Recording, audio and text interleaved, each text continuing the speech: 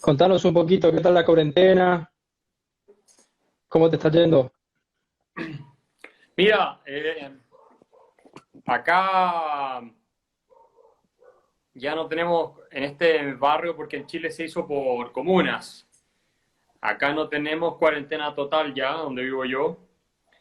Eh, Ah, pero claramente todo el comercio, básicamente los restaurantes, eso no está funcionando. Los cafés, todo eso no está funcionando. Entonces seguimos con una restricción importante del estilo de vida que podemos hacer. bueno, vamos a ir hablando un poquito de eso, tu especialidad que son las ideas, después también vamos a tocar un poco lo que es el contexto, la coyuntura de la cuarentena, pero yo la charla le di un título que tiene que ver con las obras que escribiste, con las distintas charlas que vos das eh, desde más o menos 2012 que yo vengo siguiendo tus obras, tu pensamiento, el desarrollo. Por eso es que le puse un poco el rol de las ideas, los intelectuales. Y hoy en día, algo que muchos no han tenido en cuenta, el rol de los políticos, por supuesto, que es la consecuencia lógica de las ideas. Ellos vienen a fomentar mucho eso. Si vos querés, vamos comenzando, te presento y largamos con la primera pregunta. Dale. Bien, este, estamos por entrevistar a Axel Kaiser desde la Fundación Libres de Resistencia, Chaco, Argentina. Eh, Axel, yo pensé que tu nombre era Axel Kaiser, investigué un poco y es bastante más largo cuando me pasó lo mismo con Max Weber. Eh, bueno, Axel es abogado, profesor universitario, analista político, escritor chileno, columnista habitual del Mercurio, el diario financiero, actualmente director ejecutivo de la Fundación para el Progreso, director de la cátedra Friedrich von Hayek de la Universidad Adolfo Ibáñez, investigador del Hoover Institution of War, Revolution and Peace de la Universidad de Stanford y autor de numerosos libros que son muy interesantes los libros que escribiste, Axel. La fatal ignorancia, El engaño populista con tu coautora Gloria Álvarez, La miseria del intervencionismo, La tiranía de la igualdad. Y el último, si corregirme si me equivoco, es La nueva Inquisición o Neo-Inquisición, ¿puede ser? Sí, ese todavía no sale al mercado. Está por salir acá en Chile en un par de semanas. Con todo este quilombo tuvimos que postergar lanzamientos y comercialización. Todo se atrasó. Bueno, a propósito de ese último libro que todavía no salió, para los que están escuchando, en TEDx, vos diste una charla sobre el terror de la virtud muy interesante que tiene que ver un poco con ese libro, supongo. Sí, Bueno, Axel, lo primero que quiero entender es lo que creo que todos los que defendemos la causa de la sociedad libre queremos entender y es por qué, esto es algo que vos lo dijiste mucho, ¿por qué nos va tan mal? Eh, Porque para ello entender el rol de los intelectuales es muy importante, creo que vos contribuís mucho a entender el clima de opinión intelectual. Tu función es básicamente la, como dijo un chico una vez que te presentó, la de un médico tratando de extirpar un cáncer que no es otro que el socialismo y sus difusores. Y que todo esto tiene su origen en las ideas, en los intelectuales, en fin. Lo primero, para poner en contexto a la audiencia, es que nos expliques un poco cómo se difunde una idea en la sociedad, cómo en la mente de las personas. yo creo que ese es el problema más importante en la vida en común, que es cómo construimos finalmente instituciones que permitan desarrollarse en armonía, en paz y con espacios de libertad. Y eso depende de las creencias que predominan en esa sociedad, ¿no es cierto? Las instituciones finalmente son un reflejo de un conjunto de ideas, de creencias, de valores que se tornan hegemónicas, es decir, que predominan ejerciendo una influencia tal que son de sentido común, se convierten en sentido común. Eh, y el proceso no es tan simple como yo lo voy a describir, pero más o menos es así. Tú tienes individuos o grupos que crean narrativas, historias, ideas. Y ellos logran, o a veces no, pero muchas veces logran instalarlas y con los agentes de difusión de esas ideas, con los vectores, que Hayek los llamaba los distribuidores de segunda mano, ¿verdad? Los artistas, los historiadores, los periodistas, todo tipo de profesionales que se desempeñan, ¿no es cierto?, en áreas de cierta influencia intelectual o cultural. Bueno, esas ideas permean hacia abajo y las personas las asumen como propias. Un buen ejemplo de esto son las religiones. Las religiones no son el producto de un trabajo colectivo de desarrollo de una cierta teoría con un sentido de trascendencia, sino más bien la sistematización que unos pocos individuos logran hacer de creencias nuevas y algunas relativamente antiguas que se suman a esta tradición que ellos logran establecer y crean un movimiento a partir de estas ideas que ellos están difundiendo, de las cuales ellos se presentan como profetas. Exacto. Y tú puedes lograr una iglesia a partir de eso, digamos, y con un factor de multiplicación muy relevante. Así es como se extendió el Islam. El Islam, Mahoma, que se le ocurre, no es que se le ocurre, pero toma muchos, obviamente, elementos del cristianismo también y eso, pero escribe el Corán, o dicen que lo escriben sus seguidores, en virtud de los relatos que él estaba dando, ¿cierto? Y ahí hay un pequeño grupo de personas, y este es un mensaje que se va difundiendo y se va repitiendo de una y otra vez por distintas partes, sectores, regiones, y toma una fuerza que es muy grande, porque apela también a un instinto que es humano, que es el de trascendencia, el instinto religioso, la necesidad de explicarnos las cosas es propiamente humana. Las religiones, de hecho, hay evidencia empírica que te las muestra anteriores a la existencia del Homo sapiens. Los precursores del Homo sapiens ya tenían ciertas formas de pensamiento o ciertas manifestaciones, representaciones religiosas. Es una cosa bien interesante e inscrita en el alma humana, pero de la misma manera son las narrativas. Las religiones son narrativas, no son otra cosa. Y las ideologías son narrativas. El marxismo, el comunismo, el nazismo, son todas narrativas que te dan una explicación sobre cómo el mundo es, fue y cómo debería ser.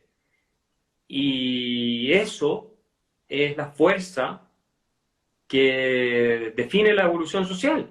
Harari, en su libro, cuando habla del Homo sapiens, ustedes lo han leído, dice que nosotros somos sobre todo una especie, una storytelling species, que somos una especie que lo que nos identifica son las narrativas. Eso es lo que nos permite vivir en común, ¿no es cierto? Tenemos mitos, los mitos fundacionales, tenemos historias, novelas, tenemos todo tipo de cuentos, moralejas, canciones, ritos, símbolos. Son todo historias, son todo parte de lo que los seres humanos necesitamos, que darle sentido a las cosas de nuestra existencia, a nuestra posición en este mundo. Entonces, hay que entender eso, que nuestra naturaleza es por esencia una emocional que requiere conectar con relatos, ¿ya? Y de hecho hay cuevas donde tú ves los dibujos de nuestros antepasados decenas de miles de años atrás, que cuentan historias, eso es lo que están haciendo. Y es una de nuestras ventajas como especie. Entonces, hay que entender que estamos muy abiertos a las historias. Dependemos y vivimos de las historias. Todas las películas que vemos, la serie Netflix, son historias, son relatos, y son ficción, y los consumimos igual. Pasamos toda nuestra vida contándonos historias nosotros mismos de lo que hemos hecho como personas, de lo que ha sido nuestra familia, nuestra sociedad, todo. Y en ese contexto, el liberalismo también es una narrativa. Lo que pasa es que, en cuanto a interpretación de la realidad, es más cercano que lo que puede ser el marxismo, por supuesto, porque entiende la realidad como es, en términos de su operatividad económica, la administración de recursos escasos. Todo eso el liberalismo lo interpreta muy bien. Por eso las instituciones fundadas en el liberalismo dan tan buenos resultados, porque son cercanas a la realidad. Por el contrario, las instituciones que se crean a partir del socialismo, en vista de que son totalmente ignorantes a la realidad de la especie humana, tanto desde el punto de vista biológico como desde el punto de vista de su convivencia en sociedad y de las posibilidades que permite la realidad de escasez de recursos, terminan fracasando completamente. No tienen ni una posibilidad de tener éxito, son un desastre. Y lo fundamental entonces es que la narrativa, los mitos que predominen en nuestras sociedades sean aquellos proclives a la libertad individual. Estados Unidos es el mejor ejemplo de esto. La independencia de Estados Unidos, ustedes han leído la declaración que lo redactó Thomas Jefferson, es básicamente el mito fundacional, es el hombre, ser humano, persona independiente, capaz de pararse sobre sus propios pies, dueño de su propiedad, que se rebela contra la opresión del Estado. El Estado es el enemigo. Esa es la mentalidad norteamericana. La corona, en primera instancia, cuando eran colonias de Inglaterra, pero también el Estado que ellos crean, en cuanto a país independiente, como una potencial fuente de abuso. Eso es súper claro cuando lees The Faraday Papers, James Madison, incluso Hamilton, Jay y otro, y Jefferson, por cierto, sin ninguna duda. El escepticismo que tenían del poder político, que es el poder del Estado. Y nosotros en América Latina no tenemos eso. Y Argentina, para ir a tu país, ha sido completamente arruinado y destrozado por una narrativa, por una historia que es la del peronismo, básicamente. La idea, muy generalmente explicada, de que tú tienes derecho a vivir sin trabajar. Porque si tú me preguntaras a mí cuál es la esencia del peronismo, así, muy en última instancia, es que tú tienes derecho a vivir a expensas de otros, sin aportar al sistema. ¿Y quién te lo promete eso? El político. El político es el que te dice, vos no te preocupes, acá el Estado te va a dar todo tipo de derechos sociales, educación gratis, salud gratis, vivienda gratis, planes sociales de todo tipo. ¿Y quién va a pagar? Bueno, le vamos a sacar a los oligarcas estos explotadores, pero el aparato que se termina convirtiendo en una especie de deidad encargada de proveer de todos estos bienes para que las personas tengan lo que quieren, es el Estado, que termina siendo también muy corrupto, totalmente capturado por los grupos de interés políticos, burocráticos y otros más. Y se roban al final buena parte de lo que gastan. Entonces, si tuvieras una narrativa totalmente distinta en Argentina, serían un país desarrollado, no me cabe ninguna duda. Bien, quería especificar un poco más esa idea que desarrollaste, porque ¿cómo transmitimos nosotros los liberales esa idea? Porque acá hay una cuestión de objetividad, de subjetividad, lo que Weber llamaría el político y el científico, pero, a ver, si yo te quiero vender un producto, yo te tengo que explicar en última instancia, te tengo que decir cuáles son las ventajas de usar ese producto. Yo no te tengo que explicar todo el proceso productivo por el cual yo llegué a construir el producto. Ahora, si yo te quiero transmitir una idea, yo tengo que saber los argumentos de la idea, tengo que saber toda la fundamentación de esa idea. Y eso, bueno, cuesta trabajo, lleva un esfuerzo.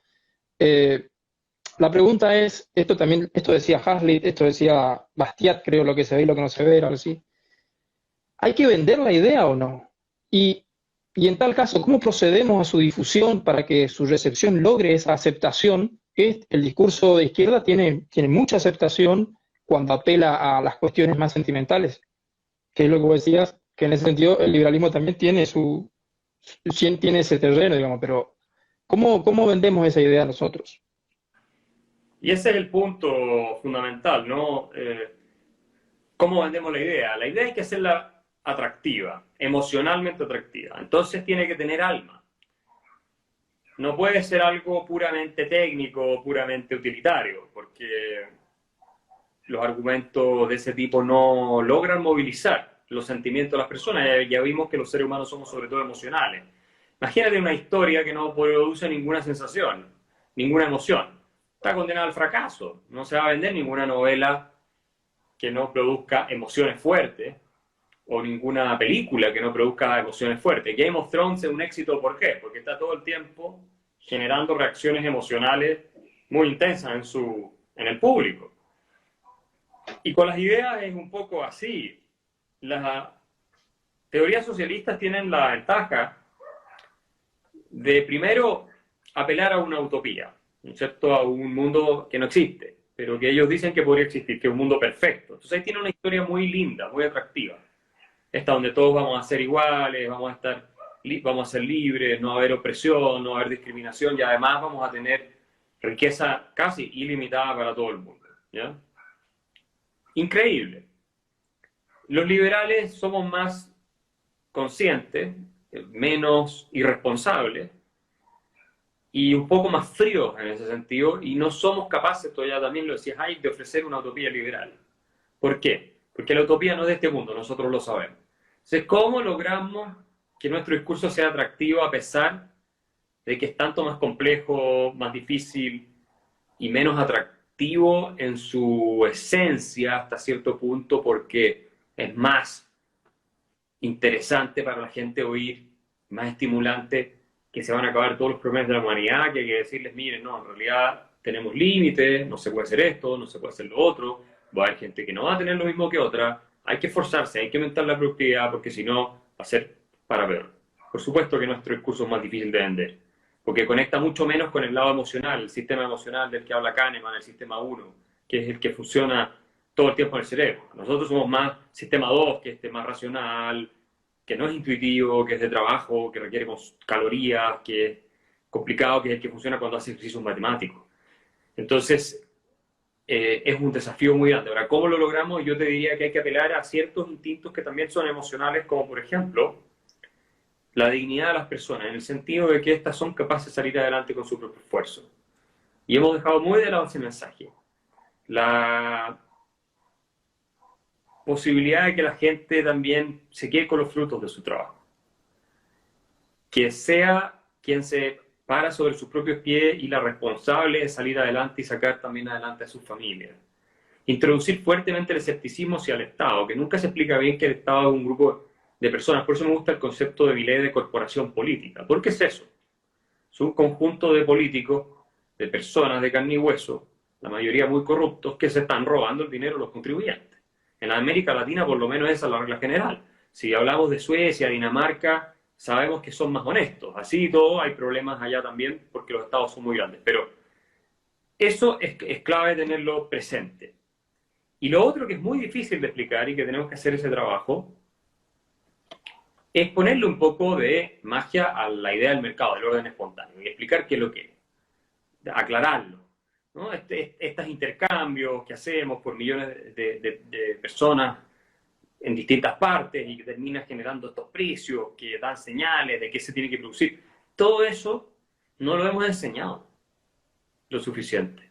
La gente no lo entiende. Y no estoy hablando de gente común y corriente, estoy hablando de gente que salió a la universidad. No lo entiende. Tú crees que son los precios. No tienen idea. No tienen idea de lo que es precio. Creen que es algo que se le ocurre cobrar al que vende un producto. No, no es así. Entonces, yo diría que tenemos que volver, como decía Buchanan, al alma del liberalismo clásico. Y el alma del liberalismo clásico es la idea de igualdad, pero la idea de la igualdad moral, no la idea de la igualdad material, la idea de la igualdad moral. Que tú, da lo mismo la condición social que tengas, no importa cuáles son tus gustos, tus preferencias en ninguna otra dimensión de tu vida. Mereces el mismo respeto y por lo tanto se van a aplicar las mismas reglas que se le aplican a otro, da lo mismo también su posición social, su jerarquía y todo lo demás. Entonces el aristócrata, entre comillas, o la persona que está en una posición de élite social, tiene el mismo trato que el que tiene el que no está en esa posición. ¿Por qué?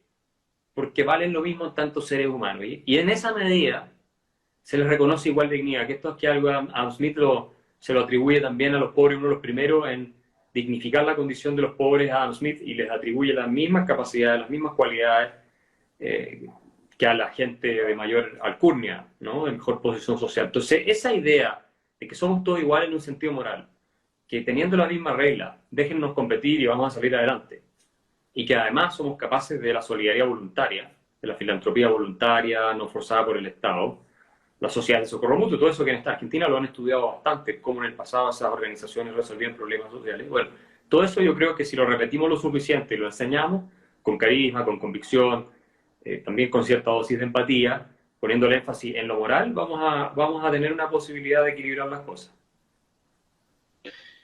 Yo ahora te quería poner el ejemplo de iPencil de Friedman, que no sé si es de Friedman, me dijeron que es de Leonard Reed, Es de Leonard Reed, sí. donde, bueno, más o menos explica todo el proceso productivo por el cual tenemos un lápiz, digamos, donde hay más de 2 millones de personas trabajando y a propósito de la cuestión, empezaban a hacer un análisis acerca de qué pasaba cuando en ese proceso de productivo empezaban los políticos a intervenir ese proceso productivo y empezaban a ellos, desde su discrecionalidad, a redirigir la cuestión del mercado, a intervenir en el mercado. Y, y la gente cree en los políticos. La gente cree que los políticos están haciendo algo bueno, que persiguen un fin moral.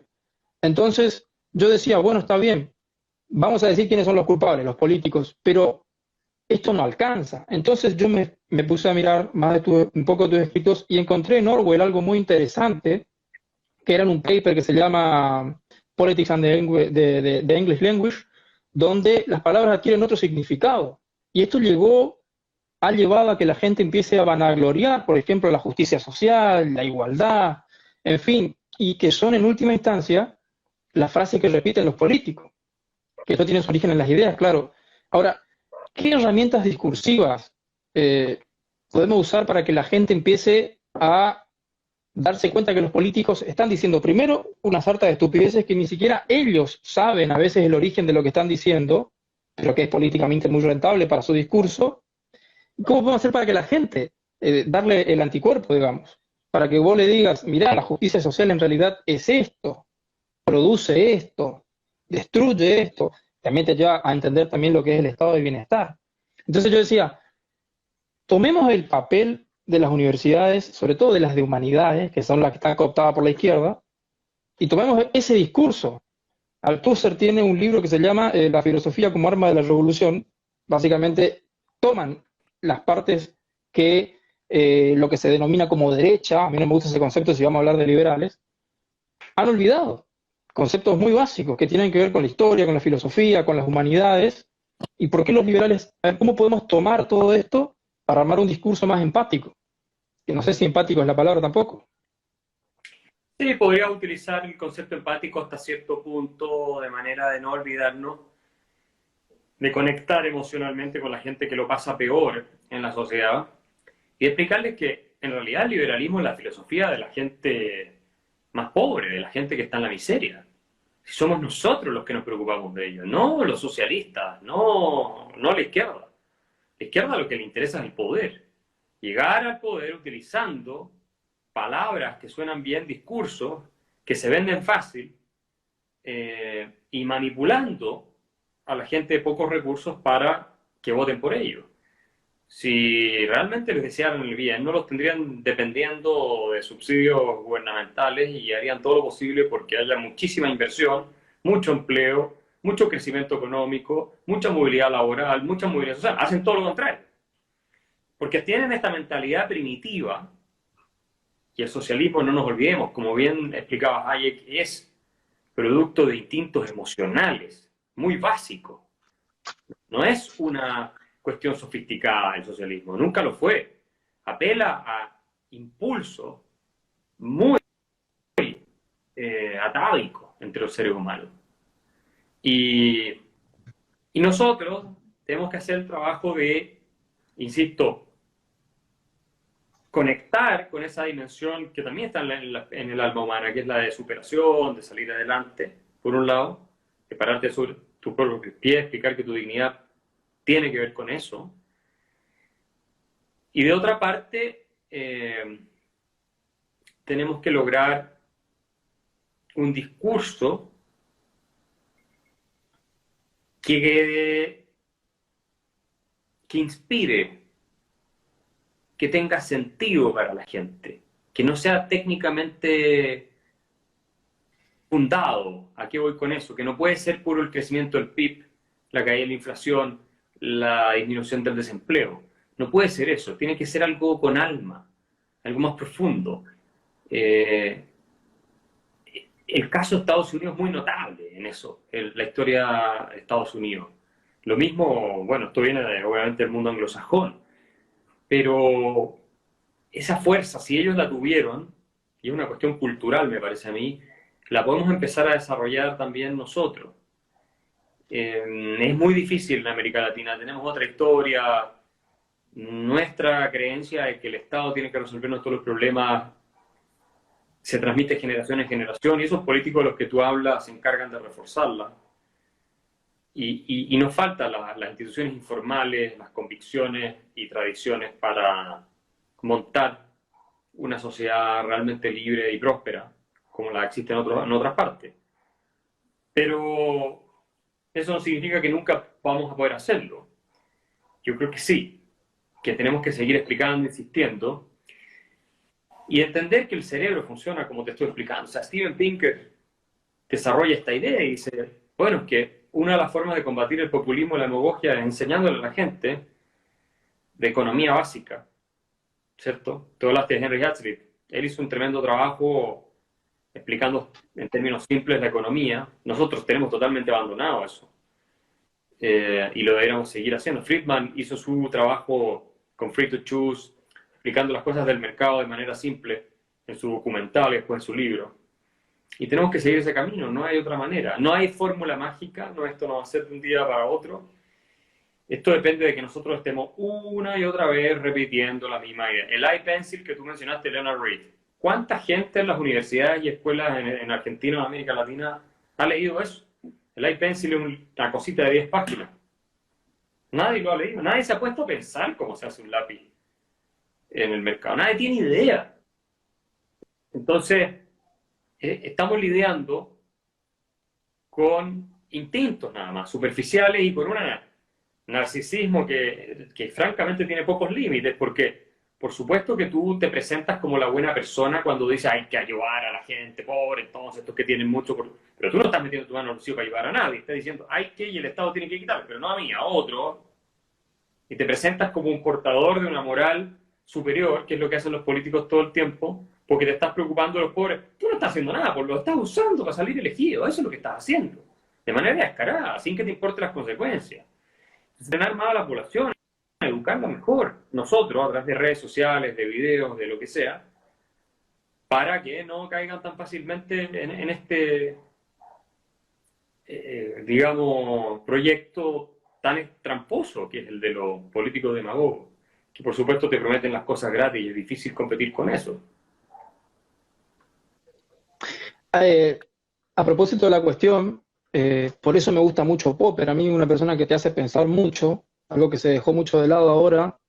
Él en el segundo tomo de La Sociedad Abierta y sus enemigos, al final ya tiene una nota él, en donde un tal Schüssel, algo así es alemán, él habla sobre Marx y dice, toma una serie de notas de lo que era la vida de Marx, algo que cualquier persona de izquierda lee los escritos de Marx, pero no lee cómo era Marx, qué tipo de persona era Marx. Era un miserable. Entonces yo digo, sí, sí, claramente. Entonces, y eso es algo que lo entendemos todos. Marx murió, pero no murió el marxismo. Lenin murió, pero tampoco murió el leninismo. Entonces, ¿qué tan fuerte siguen pisando estos teóricos? Y vos, desde tus conocimientos, ¿qué argumentos decís que podemos aportar nosotros, pero para despertarle un interés a los jóvenes, para que puedan buscar datos, para que se den cuenta las falencias que decía Marx? Marx era un tipo que nunca trabajó, algunos dicen que nunca pisó una fábrica. De hecho, si ustedes leen a Escotado o a Jiménez Los Santos, que son los dos, para mí, los que más escribieron sobre el comunismo, hay muchos más, por supuesto, Marx tenía una academia de lenguas, creo, a 2 cuadras de su casa y podía trabajar ahí donde uno de sus amigos le podía dar trabajo, y él estaba dejando morir a sus hijos. Y esas cosas, cualquiera que te defienda a Marx, o no lo sabe, o lo ignora a propósito, no sé. ¿Qué herramientas le podemos dar a los jóvenes para que digan, mirá, fíjate que lo que está es el tipo de personaje ni qué decir del Che Guevara, que también lo defienden mucho? Sí, es difícil porque tú tienes toda la industria cultural alineada en torno a personajes como Marx o como el Che, porque apelan a un instinto romántico, de nuevo, una historia, una narrativa de redención que está muy anclada, yo te diría, en la naturaleza humana, pero particularmente en la cultura occidental. Si tú te pones a reflexionar, el marxismo es una especie de religión cristiana, pervertida o invertida, ¿cierto? Lo que hace es prometerte un paraíso, pero acá te distingue entre el bien y el mal claramente, tiene un sentido de trascendencia, hay una especie de Dios que es el Dios de la historia y que tienes que hacerle caso porque te va a arrasar, de lo contrario. Tiene una idea de pecado muy, muy clara, el pecado este social del sistema explotador capitalista. Y en consecuencia es una religión el marxismo, no es otra cosa. Y por eso a los marxistas, incluso mostrándole todo el desastre que han producido sus ideas, los cientos de millones de muertos, más de 100 millones de muertos, la miseria, las dictaduras, los genocidios, lo que sea, no les puede cambiar la mente. Porque están tan enfermos. Acuérdate que Rebel definía el marxismo como una patología intelectual. Él fue comunista, pero él se curó. Tan enfermos con la doctrina que es como pedirle a un talibán que deje de pensar que si se inmola matando no sé cuántos infieles, lo va a recibir hablar con las vírgenes al otro lado cuando está muerto. Si no, no lo vas a poder convencer. No lo va a poder convencer, es imposible. Porque su identidad se define a partir de esa creencia. Y hay un cierto perfil psíquico, yo te diría, que tiende a esa patología de fanatismo. Y que es más común de lo que nosotros creemos.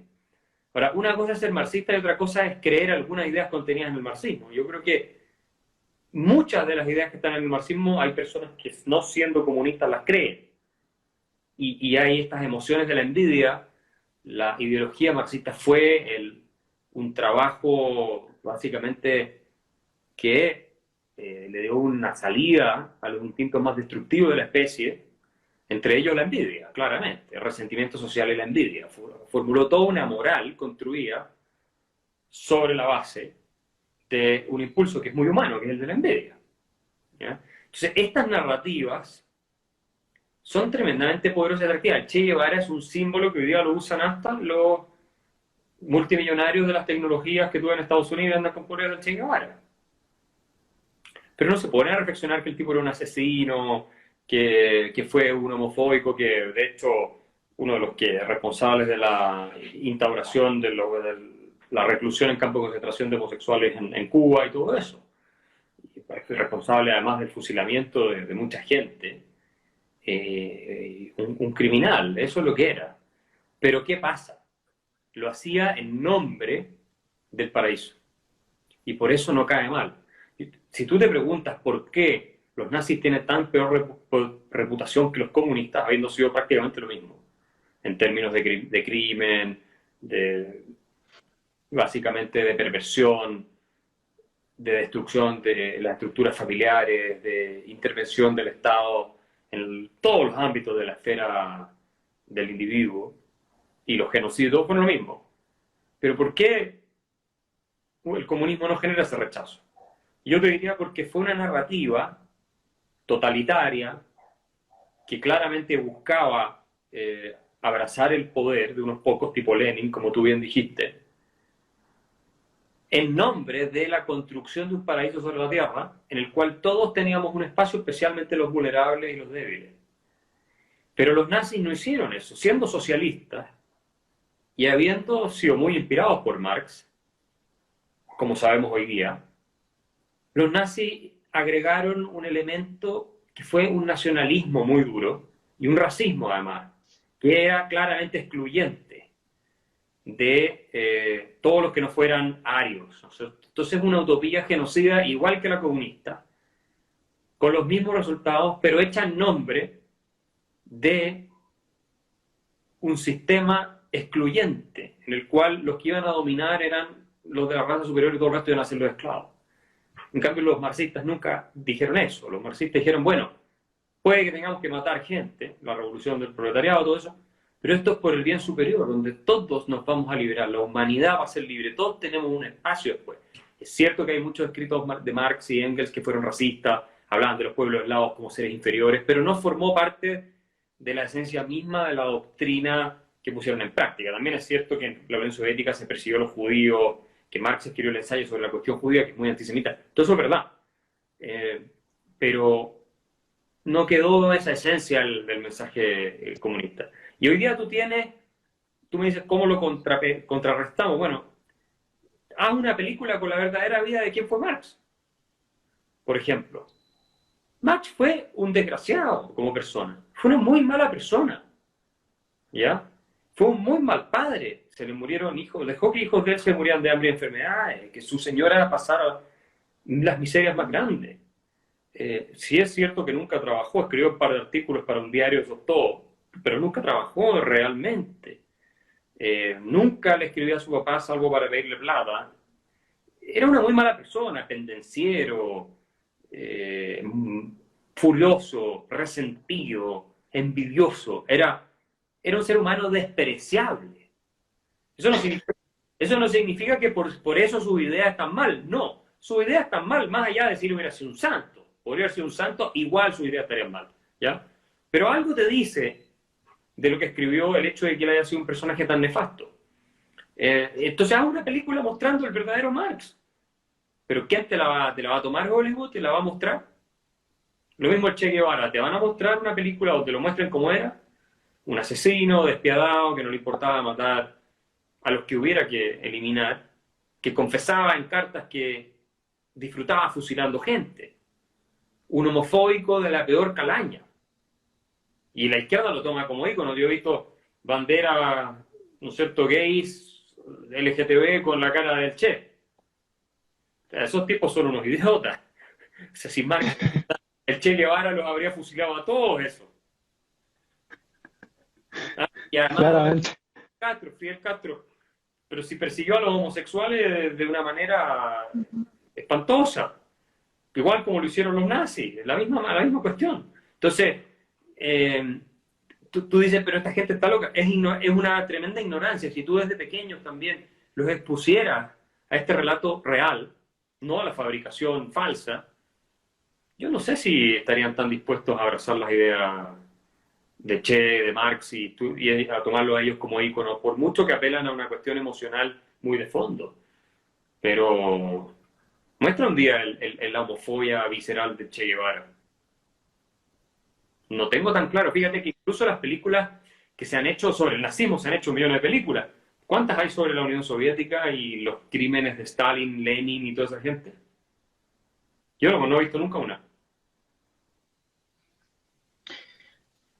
Ya quiero tocar el tema que está más en boga, que es creo que uno de los últimos que más desarrollaste, que tiene que ver con esta nueva Inquisición, que también tiene que ver con todo lo que estamos hablando, pero es un poco más complejo.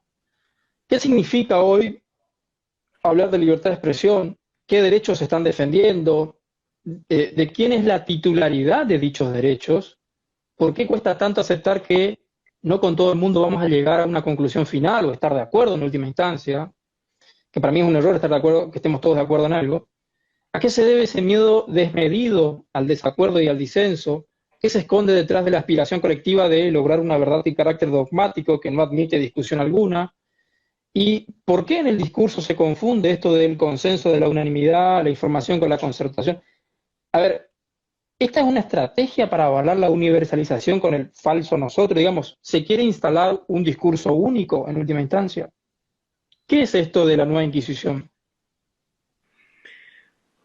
Sí, lo que yo llamo la neoinquisición es básicamente todo este conjunto de personas en distintas posiciones, pueden ser desde estudiantes hasta profesores universitarios, periodistas, y así suma y sigue, que abrazan una nueva forma de fe que tiene que ver con lo que se denomina corrección política, entre la cual, o dentro de la cual tú puedes incluir el movimiento LGTB, buena parte, no todo, pero buena parte del movimiento LGTB, feminista, todas las teorías sobre discriminación racial, más nuevas que se han ido desarrollando en las últimas décadas, de origen marxista, de raigambre marxista. Es una especie de credo que a lo que apunta es a la demolición de los fundamentos de la civilización occidental. Esto no es una postura conservadora, esto es así. Cuando tú lees a Foucault, cuando tú lees a Lyotard, o cuando tú lees a Derrida, o cuando tú lees a la Escuela de Frankfurt, a los Horkheimer, cuando tú lees a los primeros grandes Marcuse, en fin, Adorno, toda esa gente, ellos te dicen que lo que quieren es explícitamente terminar con la civilización occidental. ¿Y cuál es la civilización occidental? Aquella basada en los principios del individualismo, es decir, el respeto del ser humano en tanto individuo, que a su vez está fundado en la Ilustración, en la razón como el instrumento fundamental para entender el mundo que nos rodea, tanto el mundo social como el mundo natural y moral. Y por eso tú puedes leer un libro de Steven Pinker que se llama En defensa de la Ilustración, que lo sacó hace 2 años, el año pasado, hace 2 años, profesor de Harvard, donde lo que él plantea es que hay todo un movimiento en contra de la Ilustración, en contra de la discusión fundada en las leyes de la lógica y la evidencia. Entonces, la neoinquisición son todas estas personas que de inmediato actúan sin pensar, porque no piensan, sino que abrazan dogmas para destruir completamente la reputación, la imagen, el prestigio de aquel que haya violado alguno de esos dogmas, como por ejemplo que Occidente es una civilización dominada por hombres blancos, patriarcal, que oprime y discrimina sistemáticamente a mujeres y minorías de distinto tipo. Lo cual es falso. Lo cual es falso. Planteado de esa manera al menos no es cierto. Es de hecho la civilización que más ha logrado por la liberación de cualquier tipo de minoría, de las mujeres, etc. Entonces, cuando tú dices algo donde pones en cuestión, en duda, algunas de las aseveraciones de estos grupos de fanáticos, y las feministas son probablemente el mejor ejemplo, te destruyen, se te vienen encima, hasta son capaces de lincharte. Si pones en duda la brecha salarial, que la verdad es que los estudios bien hechos dicen que la brecha no existe, prácticamente, bueno, te destruyen. Si tú pones en duda la idea de que tiene que haber más mujeres en los directorios de empresa, o que tiene que haber una ley de cuotas para que haya mujeres en los directorios de empresa, pasas a ser inmediatamente un machista, un misógino. Si tú cuestionas políticas de inmigración abierta, con argumentos fundados, con datos, con distintos elementos, ¿no es cierto?, racionales, te descalifican como xenófobo. Si tú no estás de acuerdo con el matrimonio homosexual, inmediatamente te ponen la etiqueta de homofóbico. Sin atender al razonamiento detrás. Yo puedo estar de acuerdo con el matrimonio homosexual, en mi caso por lo menos es así, pero no por eso voy a descalificar de homofóbico a una persona que no está de acuerdo. Yo quiero oír los argumentos. Puede haber buenos argumentos para no estar a favor. Entonces, la corrección política es una, nueva doctrina, es una nueva fe que se ha instalado desde pensadores teóricos neomarxistas o inspirados en el marxismo, que en algunas cosas se han alejado, pero en otras han seguido una línea de crítica muy similar. La teoría crítica de la Escuela de Frankfurt claramente es eso. Y que apunta sus armas contra los fundamentos del Estado de Derecho liberal. Eso es lo que es la estructura sobre la que se funda Occidente. Y a mí lo que me sorprende es que muchos liberales, libertarios no ven esto. No son capaces de darse cuenta de dónde viene toda esta dogmática. Y por supuesto el principal afectado es la libertad de expresión, porque no solo te castigan, te expulsan de las universidades o te censuran, sino que hay una autocensura que es peor todavía, porque tienes tanto miedo a las reacciones que bueno, ya no te atreves a decir nada, ni siquiera componer canciones. Hay muchos, yo lo tengo citado en mi libro, muchos casos de artistas que ya no tienen libertad para escribir sus canciones, dicen porque me van a decir que soy machista o fóbico, no sé qué es lo que queda para Maluma.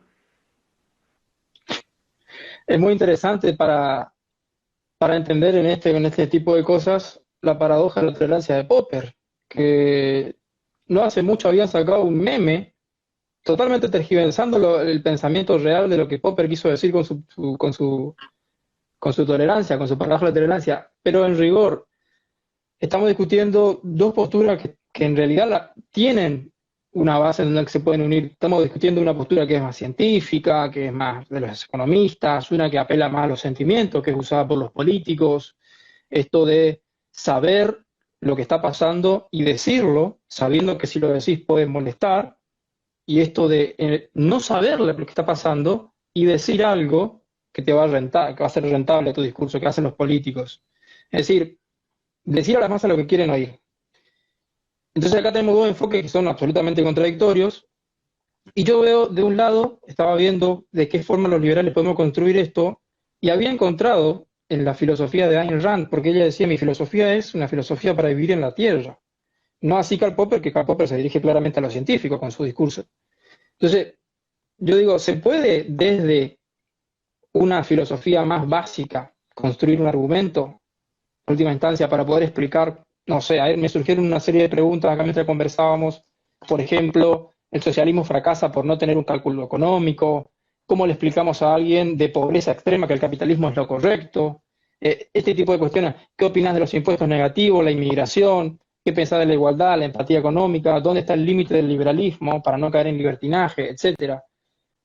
Con este tipo de preguntas, y a ver, el otro día yo hablaba con unos amigos y me decían, no, tenemos que salir a la calle, tenemos que hablar, hay que empatizar con la gente, tenés que ir con el kiosquero y decirle, mirá, te están haciendo esto.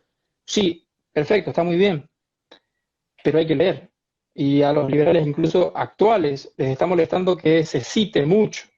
Pero yo digo, tenemos que tener eso de saber citar autores, de conocer, de saber de dónde estamos sacando, porque si no, no vamos a poder construir un argumento didáctico, no vamos a poder hacer una bajada.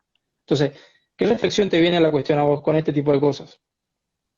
Yo creo que es cierto. Hay distintos niveles a los cuales hay que dar esta pelea, ¿cierto? Uno es el nivel, si tú quieres, académico. Y yo, te lo digo por experiencia, estoy metido tal vez en varios niveles. El nivel académico, tú puedes escribir un paper, puedes escribir un libro, en fin. Y hay que dar esa pelea porque esos son los que también se leen después en las universidades y, bueno, hay profesores que enseñan, que pueden estar en ese debate para influir desde arriba. Después hay un nivel que es mucho más contingente y que tiene que ver con tu presencia en los medios de comunicación. Si vos vas a Intratable, tenés que tratar de hablar en un estilo más coloquial, menos complejo, menos sofisticado, dependiendo de quién te toque. Yo tuve una vez en el programa de partida, tienes que hablar todo el rato porque te interrumpen, entonces tienes que tomarte el escenario. Y otra cosa es ir y hablar con el kiosquero, ¿no? Lo ideal sería tener productos culturales como telenovelas que vieran las grandes masas, donde tú transmites los valores de la Ayn Rand, ¿no es cierto? De la virtud del egoísmo sin hablar de egoísmo, que es una palabra que es pecado, es uno de los pecados capitales, ¿no? Entonces, eh, tenemos que ser capaces de transmitir a distintos niveles con el lenguaje apropiado a los distintos niveles. Y, y eso requiere mucha versatilidad y no necesariamente si tú eres una persona clara en materia de discusión académica o estás a ese nivel vas a tener la fuerza y el carisma, como lo tenía Friedman, de bajar a un nivel más masivo. Y la simplicidad. Y te vas a exponer, yo diría, te hacen pedazos. ¿Ya? En Entonces, 2018, en 2018 vos diste una charla que se llamaba, tenía que ver con el iliberalismo, que trataba de que el liberalismo se estaba desmoronando. Este, la pregunta es básicamente, porque me acordaba de Herbert Spencer, El hombre contra el Estado, que es un libro que vos preguntabas en la Facultad de Humanidades nadie conoce. ¿La pelea de hoy en día es izquierda-derecha o es individuo versus Estado? ¿Y cómo explicarle eso a la gente? yo te diría que la pelea es individuo versus Estado, los que creemos en la libertad versus los que creen en el control. del gobierno sobre la vida de los individuos. Hay matices entre medio, pero yo lo plantearía más en esos términos. Claro, las categorías de izquierda y derecha son muy antiguas, se forman a partir, sabemos, de la Revolución Francesa y de alguna manera siguen vigentes en el imaginario colectivo. Tal vez los liberales tenemos un espacio para plantear que nosotros no somos ni izquierda ni derecha, somos una filosofía que en cierto sentido está al frente, no está ni a la izquierda ni a la derecha, sino al frente, y que es la que nos va a permitir en el futuro una adaptación al mundo que viene. Y el liberalismo finalmente es la única doctrina genuinamente humanista. Es la única. Que intenta comprender al ser humano en su completitud, digamos, en su rol en distintas esferas, no solo en la económica. Ese ha sido un error. Enfocarnos demasiado en la economía porque hemos abandonado a todo el mundo de las humanidades a que se lo tomen desde la izquierda y de la filosofía política incluso, hasta cierto punto. Sino que también, como digo, los liberales nos preocupamos de el aspecto comunitario, el aspecto espiritual. Mira a Adam Smith, la teoría de los sentimientos morales, es un tremendo esfuerzo por entender cómo funcionaban los seres humanos por dentro, ¿no?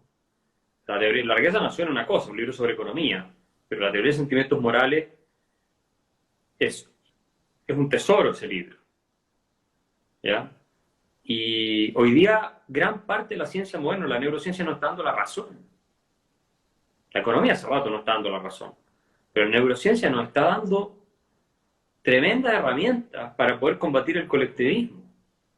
Desde el punto de vista, por ejemplo, de que ese hombre que imaginan los socialistas, que pueden construir cambiando las estructuras sociales, es imposible, porque nuestro ADN, nuestro cableado cerebral viene ya programado de una cierta forma, para ser mucho más compatible con el liberalismo que con el colectivismo, desde el punto de vista tanto de la paz social como del progreso, ¿ya? No quiere decir que no tengamos en el cableado cerebral el tribalismo, por supuesto que lo tenemos. Entonces, tenemos que recuperar la dimensión humanista de la filosofía liberal. Y cuando hablo de humanismo me refiero a entender al ser humano en su conjunto, en su totalidad, a rescatar valores de los que no hablamos mucho y que son esenciales a la dignidad humana. Y con esto volvemos a cómo hacer atractivo el discurso. La idea de familia es muy importante. Sí, vamos a tratar de cerrar la idea, que está muy interesante, y después incluso quedó, no sé cómo estás con tu tiempo, bueno, no te queremos quitar tampoco, robar más tiempo de los que... Pero No, la cuestión, quería primero que termines de cerrar tu idea y después una cosa más. sí, no, solamente insistir en ese punto, que ofrezcamos una doctrina más integral y que es sofisticada, es compleja, no es algo que se puede reducir a un axioma y de ahí concluirlo todo. Y tratemos de darle respuesta, como lo hicieron los precursores del liberalismo clásico, a las inquietudes que la gente tiene hoy en día. Muchas no son tan distintas de lo que eran hace 150 o 200 años atrás, y otras van a ser muy distintas, porque el mundo está cambiando muchísimo con la robotización, la cuarta revolución industrial. No sabemos todo lo que se nos viene todavía, o por lo menos exactamente cómo se nos viene. Así que esa es la invitación, y a tener coraje de defender las ideas. Perfecto.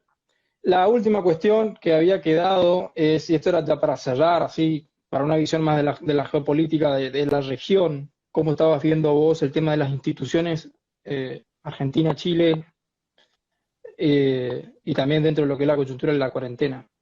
Pero la inquietud aquí es cómo están fortalecidas las instituciones, que esto es lo que decía Karl Popper. Karl Popper siempre se preguntaba, es un absurdo lo que discute la gente cuando discute tiene que gobernar la izquierda o la derecha. Lo importante es qué instituciones nos protegen de eventuales malos gobiernos. Entonces, ¿cómo ves las instituciones vos en este momento? Latinoamérica, si vos querés. Mira, yo siempre he pensado que las instituciones no existen de manera independiente de las personas que las integran y, y que tienen para subsistir en el tiempo que mantener vigente la moralidad que les da origen. Las instituciones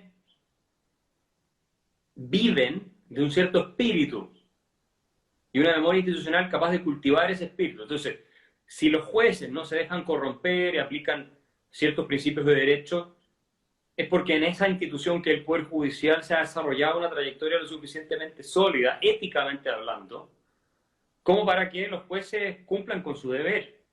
Trata de corromper un juez en Estados Unidos o en Suiza, por mucha plata que le Difícil. ofrezca, lo más probable es que no te va a resultar. Por eso lo mismo la policía. En cambio, sabemos que en América Latina es muy fácil corromper a los policías, en general. Entonces, tenemos que cuidar el espíritu, y con eso me refiero a la moral, que históricamente y tradicionalmente se impregna en esas instituciones que tanto valoramos nosotros. Si eso se pierde, porque dejas entrar gente que no la comparte, empiezan a penetrar ideologías subversivas, olvídate, terminas por destruir las instituciones. Entonces, la institución no es algo que escribió una ley y una constitución o lo que sea y que por eso está ahí. Es también, o ante todo, un producto cultural y de una evolución social determinada que llevó a su existencia porque hay una serie de creencias. Volvemos a la idea para ir cerrando con el mismo punto con el que abrimos. Ideas y creencias, costumbres, valores con los que las personas conectan emocionalmente y luego racionalmente para mantener esa institución vigente sin desvirtuarla del propósito que originalmente tuvo. Y si tú lees a Orwell, como tú lo citaste, no solo en Politics and the English Language, sino también en sus otros libros, 1984, La rebelión en la granja, 1984 probablemente el más decidor en esto, te das cuenta que el socialismo, o sea, el nacionalsocialismo o el marxismo, lo que busca precisamente es pervertir el sentido original, primero el lenguaje y luego las instituciones. Y entonces terminan llamando Estado de Derecho o democracia, algo que es un totalitarismo. Acuérdate que la República Democrática Alemana era la Alemania comunista del Este, que era un totalitarismo absoluto. Entonces, logran esa inversión. Claramente. Exacto. Bueno, ahora sí podemos cerrar de forma más ordenada. Antes que nada, yo te quiero agradecer personalmente, Axel, porque yo antes no era liberal, yo estaba tirado más hacia la idea igualitarista socialistoide y empecé a verte en YouTube, empecé a seguir más Lo interesante de tus charlas es que vos citas mucho. Y al citar mucho, vos estás dando incluso, por ejemplo, que alguien se tome el trabajo de conseguir un libro en una cita que vos diste en una charla. Entonces, para mí, yo estoy a favor de eso. Y para cerrar, la audiencia me está pidiendo también una grilla para tomar algún elemento de la cultura pop, algo que podamos usar, alguna película, alguna novela, libros, incluso libros también, que despierten el interés sobre el individuo y no solo tanto ese amor por el prójimo que defiende el estatismo. Sí, mira, la cultura pop me parece muy interesante como herramienta para entender aspectos de la libertad, ¿cierto? House of Cards me pareció una muy buena representación del poder en su dimensión más real, cruda, corrupta, fanática. Hay un capítulo en el cual hay una discusión entre Raymond Tasker, multimillonario, y Underwood cuando todavía es vicepresidente, y Underwood le dice, tú puedes tener toda la plata del mundo, pero yo tengo todos los hombres con las armas, le dice. Ese es poder. El poder es el del Estado. Y este es un punto que hace von Mises muchas veces. No, el que tiene plata no tiene poder. Hayek también decía. Un burócrata de quinta categoría tiene más poder sobre tu vida que el tipo más multimillonario del país. Porque te bloquea un solo papel, suponte que te bloquea tu cédula nacional de identidad y ya no puedes hacer nada, te liquida la vida. Entonces, ese tipo de series como House of Cards, la gente cree, no, esto es ficción. No, no es tanta ficción. No crean que es tanta ficción. De hecho, la realidad en muchos casos podría superar la ficción. Después, me parece que una película como V de Vendetta es muy libertaria. Habla mucho del poder de las ideas. Mucho del poder de las ideas. Y eso es fundamental de entenderlo. Creo que esa película lo plantea bien. Cómo habla de las ideas y esta rebelión contra la tiranía que se formula en esa película. Hay una también de Fahrenheit, yo no la he visto, pero leí el libro, la de Fahrenheit, la novela Fahrenheit, donde hablan de la quema de libros, ¿no es cierto? Que es una especie también de utopía, Ah, de distopía totalitaria, donde los bomberos queman los libros en lugar los, de... ¿Cuál era el Fahrenheit 100 o 254? No me acuerdo el número ahora. Es la temperatura a la cual se queman los libros, por eso el autor le puso ese título. Y la FPP está haciendo un trabajo muy interesante. Tu fundación está haciendo un trabajo muy interesante ahora con la tribu. sí, la Tribu es un programa que estamos lanzando en Spotify y otras plataformas de análisis de películas y productos culturales donde hacemos esas reflexiones, ¿no? En torno a cómo entender la libertad a partir de estas obras de la cultura pop, ¿no? Y a mí me parece muy valioso hacerlo, porque se aprende y se enseña mucho. Bueno, El Señor de los Anillos es ciertamente material para profundas discusiones sobre la libertad, el espíritu humano, el valor de la amistad y el poder, ¿no? El poder, el anillo, el poder como concepto que corrompe y pervierte, como hablaba Lord Acton, que es un gran liberal clásico. Entonces, ahí, bueno, hay muchas, ¿no? Hay demasiadas que son importantes y se pueden destacar en esa materia. Yo la verdad es que me debería tomar el tiempo un día de hacer una lista, porque no se me vienen todas a la mente así acá inmediatamente. Pero sí podemos utilizar la cultura popular para hablar de la libertad, Esa es de todas maneras. exactamente. Y la cuestión aquí también es sí, porque esto se puede tergiversar. Dicen los liberales se están doblando, en el sentido se están pasando a otro lado, porque esto es parte de la cultura, es parte de la estrategia, perdón, de Antonio Gramsci, tomar la cultura. Bueno, Yo no creo que los liberales, porque los objetivos pueden ser los mismos quizá, pero los medios no son los mismos. O sea, cómo lo fundamentamos esto? no, lo que pasa es que nosotros creemos, Hayek hablaba mucho de esto, de la batalla de las ideas y de que es importante estar presente en los distintos frentes. La cultura es otro espacio por la disputa por hegemonía y nosotros, la diferencia es que nosotros queremos que los individuos sean libres y piensen críticamente y puedan dirigir sus asuntos de acuerdo a lo que ellos estiman.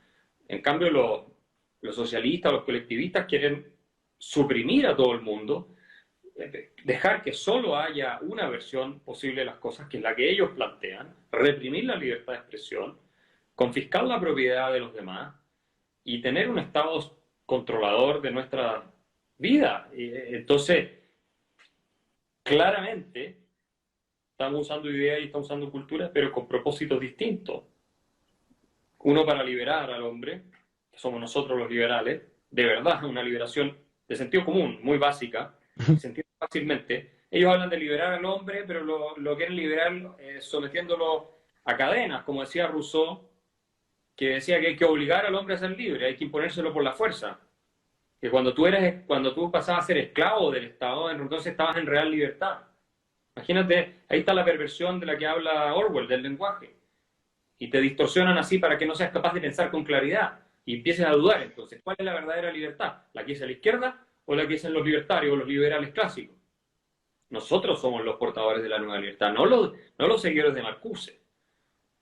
Ellos hablan, pero en realidad lo que quieren es totalitarismo y control. Entonces, yo creo que el objetivo es muy distinto, o el resultado final al menos es muy diferente. Perfecto.